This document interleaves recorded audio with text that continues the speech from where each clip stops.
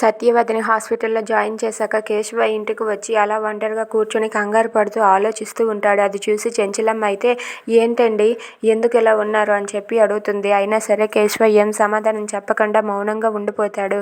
అది చూసి చెంచలమ్మ అయితే విజయమ్మ చెప్పిన మాటలను గుర్తు తెచ్చుకొని ఇలా అంటూ ఉంటుంది.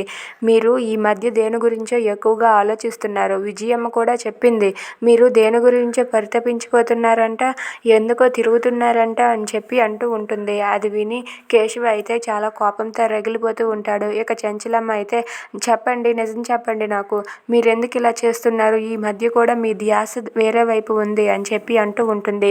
అది విని కేశవ అయితే ఇలా అంటూ ఉంటాడు. మనం కొన్ని మన మనసులో ఉంచుకున్నప్పుడు అవి దేవుడితో తప్ప ఇంకెవరితో చెప్పుకోలేము. అలాగే నేను కూడన్నా.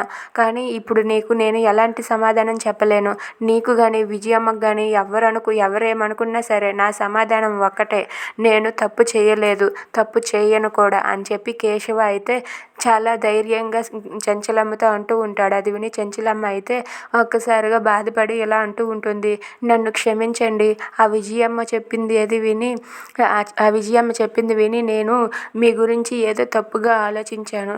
అలా ఆలోచించినందుకు నన్ను క్షమించండి అని చెప్పి అక్కడి నుండి వెళ్ళిపోతుంది. Please subscribe.